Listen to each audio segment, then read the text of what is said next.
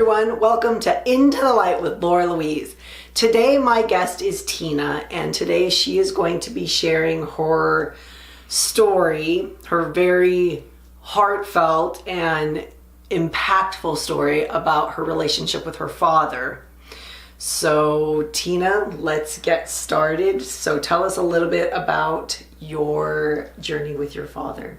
Well, I think probably the best place for me to start is at the finish. Okay. Which is, I forgave him probably about 18 months ago. So recently. Yes, it was recently. And I am 55 years old. And I have carried on this, it's shame, it's guilt, it's anger, it was eating me up inside. And now that I've had the opportunity to talk about it, it doesn't hurt quite so much. But I'm a Hispanic Latino, and Latino women are not given a whole lot of credibility in the world. They are not really the wanted child. It's the sons that are wanted. And my sister and I came 18 months in between each other. And my mother died when I was 9 months old. And our father brought us to California. We were in Texas at the time. And there were so many beatings. There are so many instances where I can recall just the emotion. Not really the event, but the emotion. And it comes over me. So the fear. The anger. Lots of anger there. Because that was my dad's thing, you know. He was full of rage. And he did not know how to control it. So he had 4 kids, 2 girls, 2 boys. Finally got his sons. But he treated us all terribly. He would always tell us that he wished he'd never had kids. And if he had to do all over again, he wouldn't. That we were the worst thing that happened to him. So he was emotionally putting us down and making us feel little value. A little story that I tell is that, you know, today I know that I'm valued when somebody gives me something, a present or something like that, because that's how, excuse me, water break. That's how I measured it with my father, because if he would give you something, then you were worthy of what he was giving you. And so that kind of stuck with me. But he was an alcoholic. And me and my sister, we were his daughters. We were being groomed to serve him in his old age. And when he would come home from work, we would have to take off his boots and his socks and rub his feet. Yeah. So you had to do this every day. Your father would come home, and the expectation was you were to be in the house ready to take your dad's shoes and socks off and massage his feet after. Not every day, because, you know, us kids, we stayed out. You know, it was like walking on eggshells in the house. So we stayed out as long as we could. We would come home for dinner. So when there were the times that he came home, you know, and we were there, then yes, we were expected to do that and bring him his first beer. Oh. And then he would, you know, get mad. And I remember one time in particular, it stands out to me because it was just so brutal. I was running through the house, and I ran outside the front door, and the screen on the front door just, you know, went back. It was automatic, so it went back, and it just kind of clicked really hard. And my father said, you know, something to the effect that, you know, be careful, or something like that.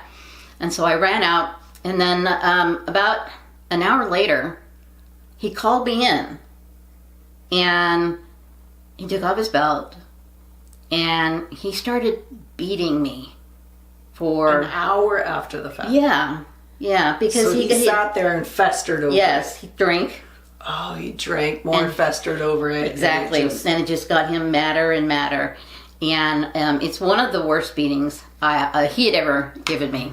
I remember he would just lash out. You know, he'd take his belt off and he would lash out. He didn't care where he hit. So we would have scars on our face, on our back, on our legs. I mean, it was just, we were trying so hard to just roll ourselves up into a ball so that, he wouldn't hit anything, life-threatening. Right, like your eye or something. That was the trigger event that caused CPS, Child Protective Services, to come out and take me and my sister away. And really after that, he didn't talk to us. We later moved to Texas to be with my aunt, but he didn't talk to us because he hated us for embarrassing him. And how old were you guys when Child Protective Services? I was in the 5th grade. So 5th grade. So, okay. yeah. So whatever that is. It's probably about 10. Okay. 10. And it was very difficult, growing up in that kind of an environment. And he had all these crazy rules. And if we slightly bent one of those rules, actually my sister once told me that it was her birthday. And our father said, well, I'm going to get you a good beating for your birthday. And she laughed. And he did. Oh my gosh. For no reason at all. There was nothing that she did other than celebrate another year of life. And that's a true story. Wow. So he would go off on the slightest things, and it created a kind of a dog-eat-dog world in our household, to where we would be pointing the fingers at each other, two boys, 2 girls, and we would be pointing the fingers at each other. And then they would get beaten, and we would listen to them screaming and begging for him to stop. And the only time that he stopped, when he got tired. That's basically amazing, because it takes a lot for an adult to get tired. Well, he was hitting pretty hard. And definitely. Oh my goodness. And so obviously with that kind of just terror in the house, you guys all did you come together as siblings and No. You actually were more fragmented? Yes. So it was really we were against each other. Yeah. Oh. And today though, we're good, and we talk about those days, and I think that helps a lot, to understand, to have somebody that went through it with you that you can talk to about it. And then later on in life, when I had gotten married and had kids, he had changed, and he would come and he would see us. And of course, he had groomed us girls to take care of him. So he would come and visit me at my home, and I would take care of him. I would do everything for him. If he said he needed this, I would go and buy it for them. If he said he was hungry for this, I would go and fix it for him. I even set him at the head of the table where my husband usually sits. I mean, that was ingrained in me, and I didn't even realize it until my husband told me that that's what was happening. And then I got so mad, and that was really the time that I stopped talking to him. Because he lived out of state. But it was kind of like, I forgive, or, just, I don't want to have anything to do with you. And then later he was convicted of assault with a deadly weapon. He pistol whipped a woman, dragged her into his trailer. And he was about how old? I've never been good about his age. So I was about 33. Okay. 34. Okay. So he must have about 20. Yeah, he was very young when he had his baby. So. Oh, he was. Yeah, okay. Yeah, he was. So that did it for me. I allowed him to come into my home and be with my children. And I thought that evil was gone. And when this happened, I knew it wasn't. And I was so filled with rage. All of the stuff that he gave me, I gave back. And I wouldn't let go. My brothers and my sisters, they let go. They went and visited him when he was in prison because they felt sorry for him. And my sister took care of him after he got out of prison. But I didn't want to have anything to do with him. And, that kind of anger, hatred. Yes. it wears at a person when you don't even know it, you know? It does. Because I haven't seen my father since he got out of prison. And that's like how long now? 15, 20 years? Yeah. 15, 20 years she has not seen her father. Not seen him, not talked to him. My sister will sometimes say something about him, but I don't ask about him, how he's doing. And then one day she called me and she was with him. And he asked if she was talking to me. And she said, yeah, I'm talking to Tina. And he said, oh, mijo, mija. And he starts in his little Spanish, you know, and I remembered, I just vaguely remembered a time when I just needed to have that voice, to have that, you know, that comforting, yes, get that love, yeah, because yes. it really, we didn't get a whole lot of it, and it just, and then he said, can she forgive me? Does she forgive me? And I felt something just release inside so you just of felt me. like, yeah, it was like no more. You know, you don't have to do this. No more hurt. Anymore. Yeah. No more burden. Because, you know, you're hurting yourself more than you're hurting him. I say that all the time, but you heard it from her. Forgiveness only hurts the person who does not forgive. Yeah. Right? Yeah. Because your father was off doing whatever he was doing, and chances are he wasn't necessarily thinking about you all the time, but now here he is towards probably the end of his life. He's doing some reflection, and now all of a sudden he comes into this realization that he probably wasn't the nicest person. Yeah. Well, I think what he was asking forgiveness for was for going to prison. Oh, so you don't even think it was about how he treated you No, guys. because there were several times when I wanted to talk about what he did and how he treated us and how that had affected us. And he would not have that conversation with us.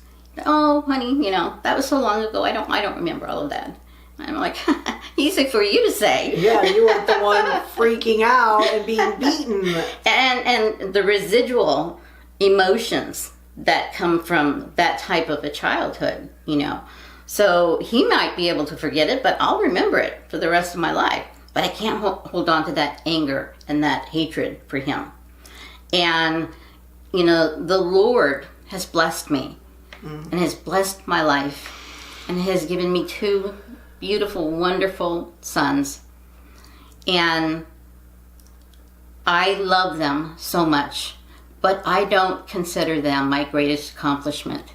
My greatest accomplishment was that I stopped the cycle of abuse. And that, we need to take a minute and really focus on that, because strength really comes from breaking a cycle. So the fact that, and we were kind of talking about this before the show, the fact that your father didn't have the strength to break the cycle made you feel like he was a weaker man, yet he was the one that was inflicting all of this pain and this hurt and these beatings, and each time that was taking place, you in your mind were saying, I will never do this to my child. I am not going to be this parent. This is not going to be who I grow up to look like. And a lot of times I say we learn how to be the best people by learning what not to do, not necessarily what to do. So there's a learning opportunity both in what you don't want to do and what you do want to do. And I just want to applaud you and commend you, because what you have done, your generation, it seems like generations have not been able to do what you have done. Yeah. And no matter what anybody says, you have strength and you have character and you have done what nobody in your family has done. Yeah. So I applaud you for that. Thank you. I'm very proud of that. And you should be. It's, because my sons will never know that kind of fear. Walking on eggshells, wondering and if they're thank going to God get they don't, mad. right? So yeah, I'm just very grateful about that. So I just want people to know, especially women in domestic situations with children that are being abused, that pattern can be stopped, and you don't have to carry it forward. No. When those feelings come to you and you just want to lash out because someone lashed out at you, then just pull yourself back, take a deep breath, and say, I love my children so much that I am going to stop this cycle right now. And it took me a couple of times of saying that in my head, and then I also went to therapy for it because it's a hard cycle to break. Mm-hmm. And there's a lot of self-love you have to realize too. Exactly. So as much as you love your children, you need to love yourself, because when you love yourself, the world around you changes, mm-hmm. right? Then you have the ability to love your children, your husband, your friends, and even the father that abused you. Yeah. Right? Because when we have self-love, the world changes. Mm-hmm. And I know that there's probably times you wish your father had more self-love within himself so that he could be the man that you desperately wanted him to be growing up. Yeah. I mean, and I was brought up in a very religious home, believe it or not. And, we were always taught to honor your father and your mother. Mm-hmm. And I always had a problem with that commandment. Yeah. It's like, how dare God tell me to honor my father and my mother? My father beat me, and my stepmother humiliated me every chance she got. We didn't really talk about that. So your mother passed away when you were 9 months old. Mm-hmm. And so then your father took you and your sister. How long did your father have just you and your sister before he finally remarried? I was about 3. So not very long. No. Okay. And he absolutely insisted we call her mom. Okay. And we would get beaten if you we didn't. Yeah. Because, when they were dating, she was Virginia. But once they got married, then she was mom. Okay. And how did she receive you and your sister? Was she loving? Was she open? Did she want children? She had her own children. She had about 5 children of her own before she had her 2 sons with my father. And she really resented us because she thought that our father loved us more than his boys, which is just ridiculous when you think about that whole Hispanic, Latino, cultural thing where boys are the ones that you want and girls are there to serve. So, yeah, it was hard. That's crazy. So did all of you siblings live in the same house? Mm-hmm. So all of her kids? No, there were only 2 of her kids that were still at home. Because she was older. She was an older woman. So at any given time there were 6 children in the house then? Yes. And wow. And she resented me and my sister because, mainly because my dad got Social Security checks mm-hmm. for both of us. And he would use that to buy us stuff. Or he wouldn't use it to help her or help the household or anything. It usually went to, food or enough drinks, alcohol, stuff like that. He was a cruel man. Yeah. He was a cruel man.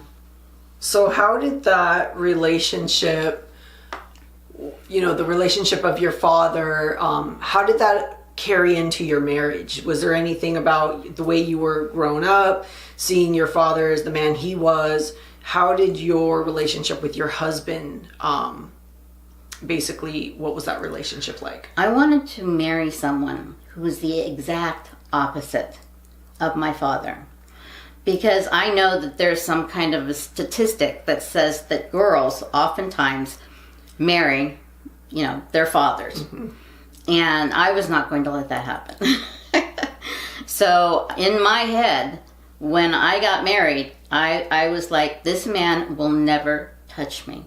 He will never hurt me. He will never lay a hand on me. And, he hasn't. But I carried that into my marriage. And I think maybe that's why, I've been married for 25 years, is because I consciously made the decision to marry someone who was stronger than myself.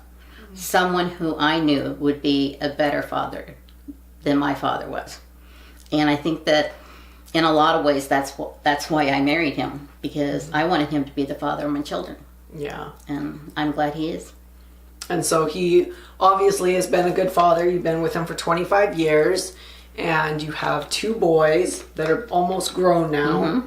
And you're just pleased at this decision and how they've grown up, and that they don't know what fear is when a parent comes home and has a bad day. Yeah. Like, you were just thankful that that is not something they will ever comprehend. Yeah. And the thing is, they know that, because they know how we were treated. So you've shared this with your children. They know kind of how your upbringing was. And yes. What's their reaction? Well, initially it was Papa Lou. It was bewilderment. Like, yeah, it was that like, doesn't match. No, because he loved his grandsons. Right. But I would talk about it. My brother and sisters would come over, and whenever we got together, we would talk about it. And my kids didn't understand that kind of violence, that kind of abuse. To them, it was just a foreign concept. So it took a little while for it to sink in. But what happened was I transferred my anger and my hurt and my shame onto them. And so now they have those feelings towards my father, their grandfather, as well. Okay, so there's been kind of a transference of emotion, and now your kids have just kind of picked up the emotion, because we all are energetic beings, and we can feel the energy of stress and hurt and anger and anxiety. And so when your father, how did they pick it up? So when your father would come over, you would kind of have these feelings, and they started to notice? They got protected as they got older. They're very protective of me. And they didn't want him in my life because of what he did to me. Because they knew they would never let my dad touch me again. But that's where it came from. That's where the anger came from, is that, this man touched you. He hurt you. He beat you. You got taken away from his, house because of the things that he did. And one beating in particular left marks all over my body, my face everywhere. And my best friend's mom, when she saw me, she just went to the phone and called Child Protective Services, and they came and took us out. And we never really returned. We ended up moving to Texas to live with my aunt. So, And so here you are today. This is just really just a horrendous story, and I know that there are so many people and children out there that have been abused, and domestic violence is definitely prevalent in our world. But the thing is that we all have a journey, right? We all have a journey to healing. We all have a journey to forgiveness. So what was your big kind of pivot or change to where you really just let it go? You just said, I don't want it anymore. Did you journal? Did you do any kind of meditation? How did you come to that 100%? You knew that forgiveness was yours, and you physically had a change within your body that told you this forgiveness was real. Well, one of my therapists told me to write a letter to him. Okay. So not to mail, but just to write a letter. And what was said in that letter would never come out of my mouth. Right. Especially for that father, right? Yeah, exactly. But that was cathartic. But I didn't really feel the compassion until I heard him crying on the phone and saying, she forgives me. And my heart just melted, because at that moment I realized he can't hurt anybody anymore. And he is just an old man who had a very, very difficult and hurtful life. And, now he's getting near to the end. And I didn't want him to go to his grave with my hatred of him. And so, and I didn't want to, carry it around. Carry it anymore, yeah.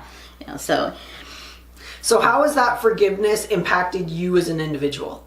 How has it changed you? How has it changed how you deal with life, business, family, whatever? I'm stronger. Mm-hmm. I'm more independent. I don't feel the need to for anybody to take care of me. Remember when I was saying on one of my dressers, and it says, a man is not a financial plan. I love that. A man is not a financial plan. And so I do love that. I'm stronger, and I'm getting stronger every day, and I'm starting my own business. And I don't have that feeling when I think of my dad, because there are things that will trigger, you know? And now they don't affect me, because it's like, you've forgiven him, you know, and he's going to be gone someday. Yeah. He will be gone someday, and the things that you need to get out, whether it's so beautiful that you got the opportunity to hear your father crying and kind of begging, in a sense, for forgiveness. Yeah. Not everybody gets that kind of a forgiveness journey that, you know, probably gave you some kind of validation, gave you some kind of, he's aware that what he did was wrong and he truly is sorry, because people don't cry unless there's emotion. Right. Right? So the fact that he was crying and then there was joy, you know, that's beautiful, because not everybody gets that. Some people just have to go through that forgiveness journey and they never get what you got. I mean, that's what my brothers and sisters, you know, he's not going to be here much longer. Yeah. You know, do you want him to go to his grave thinking that his daughter hated him so much she didn't want to have anything to do with him? Yeah. And I would tell him no. You know, I have no pity for him. I have no compassion for him. Right. You know, as a matter of fact, I said this, I'm going to be relieved when he dies. Yeah. Because of what he did to my head. Yeah. You know. So in my mind at that time, I was like, no, I'm going to be happy when he dies. Mm-hmm. But now I'm not going to be happy. I'm not going to be overly sad. I'm going to pray for him. It just is now. It's not this emotional burden anymore. It's not this brick that you're carrying. It just, we all know life ends, and when your father's life is over, you'll say a prayer, but you're not going to dance. You're not going to be like, woohoo, the devil is dead. Yeah. No more of that. Forgiveness is all about love, right? So we're replacing all of that hurt, shame, disappointment with love. And I commend you, because this has been an amazing story. Thank you. Absolute amazing story. And I hope if anybody sees this and is in that position, particularly children, you know, life gets better, and just be strong, you know, be strong, and you'll get there. You'll get through it. Get there. Yeah. So I did. Because I definitely believe that my father would someday kill me. I mean, you had no doubt. I had no doubt that one of the days he was going to kill me, because I would see the rage in his face, and his eyes were dark, right? So his eyes were dark. Like, it literally did not look like your father was even in there. Mm-mm. So I would look, because I would be like scrunched up in a ball, just in a corner, just screaming and pleading for him to stop. But every once in a while, I would lift my face and I would see him towering over me, and his face was so contorted in rage. Oh, wow. And his eyes were dark and glassy, and I will never forget that kind of evil. To this day, I can see that kind of evil in certain men when I meet them. So given that you saw that evil, is there a part of you that realizes that your dad wasn't kind of home in those moments, that he was truly outside of himself? Yeah. And my sisters tried to tell me that my whole life, you know, but she's the good daughter. Yeah. And does it make it any easier for you to realize that your dad, you know, was kind of, like I said, out of himself in that way? He was. I have no doubt he was abused terribly as a child. And that abuse just cycles through. And that darkness. And so there was something that put that darkness and anger in him. And it scared the daylights out of me, because I really didn't know if he would ever stop one of these days.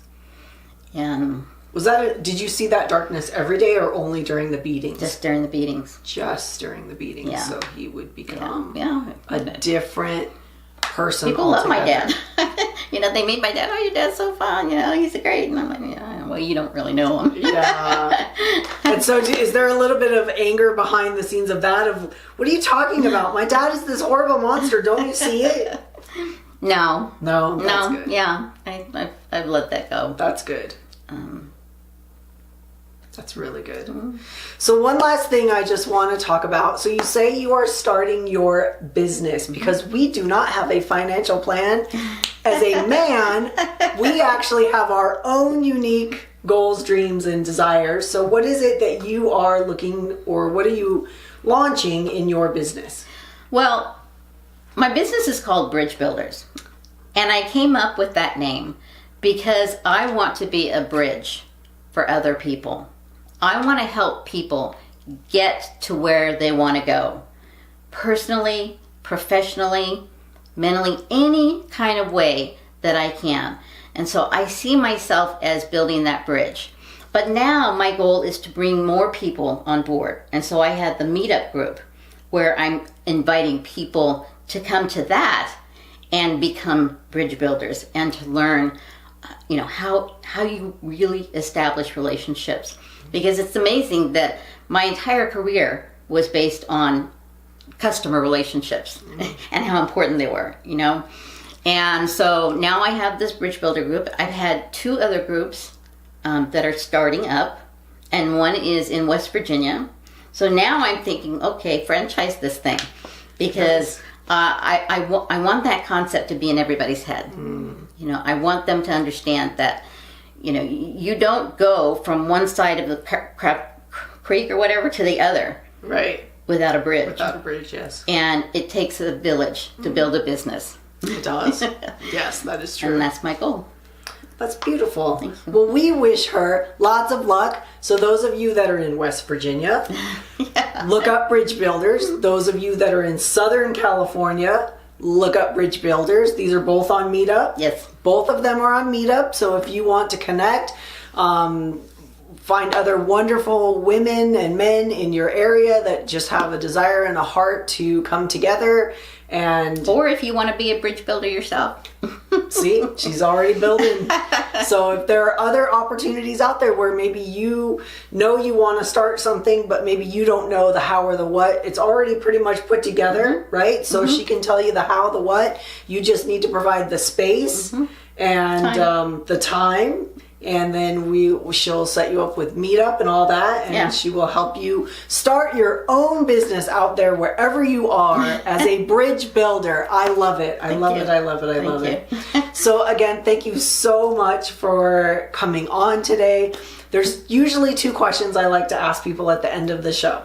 You ready? Yes. So the first one is, complete this sentence. I believe in... Myself. Love it. Super simple and to the point. Who else do you need to believe in? Myself and God. That would be probably the only 2. Oh, God's. Yes, right? God works through me.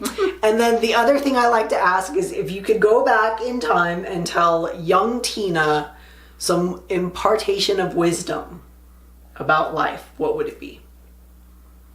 That a man is not a financial plan. I love that. And, look inwards and not outward. Look within. For approval. I love that too. Looking within. Know your truth. Yes. Know your truth. Yes. And you have to develop that. It's not going, if you're in a difficult relationship, it's not just going to happen. You have to make it. It's like flipping a switch. Yes. You got to say consciously, I'm good. I don't need this person's approval. And you just, it's like a mantra, So true. It is so true. So I hope that this show had value for you today. I pray that you are on your forgiveness journey, and that just know you are not alone, and that there is happiness, there is love, and there is a whole new you on the other side of forgiveness. This is Laura Louise with Into the Light with Laura Louise with my guest Tina, and we thank you for joining us today. Have a great day. Thank you. Thank you. Hi everyone, Into the Light with Laura Louise. I am getting so much feedback and positive comments around this channel and the forgiveness journey and the stories that I'm sharing. So thank you everyone who is just posting and writing and sending letters and all of that. I appreciate every single one of you, and I thank you for your encouragement. I just wanted to come on and make sure that everybody knew how to get in contact with me, in touch with me, to get connected. So I'm on Facebook, Instagram, Twitter, and LinkedIn. And my handle is pretty much all Into the Light with Laura Louise. And also, as a mentor, I wanted to give everybody the opportunity to sign up on my website for a 30-minute free consultation for mentorship. So my website is www.intothelightwithlauralouise.com. And there you can go on the homepage and you can actually schedule a free 30-minute consultation where we can really talk about your forgiveness journey, what it is that you need to forgive, some of the tools that we can go through, and what this journey will look like. Just like anything, a journey is not a quick fix. So be prepared to spend time. Be prepared to put in the work. This kind of work does not happen overnight. So just know that I've gone through this journey. I've hired a mentor myself to go through my forgiveness journey, and it works. Having somebody on your side to cheer you on, give you the tools, tell you what to do to go through this journey, it is beautiful. Not to mention the fact that there is no judgment. I am here to help you break the barrier of unforgiveness and have a life full of love, happiness, joy, and prosperity. So I invite you today, go on my website, sign up for one of the 30-minute free consultations, and I am so looking forward to connecting with you. Thank you again for all of your comments about the channel, and I look forward to so many more stories impacting the lives of all of you out there watching. Thank you so very much. Have a blessed day.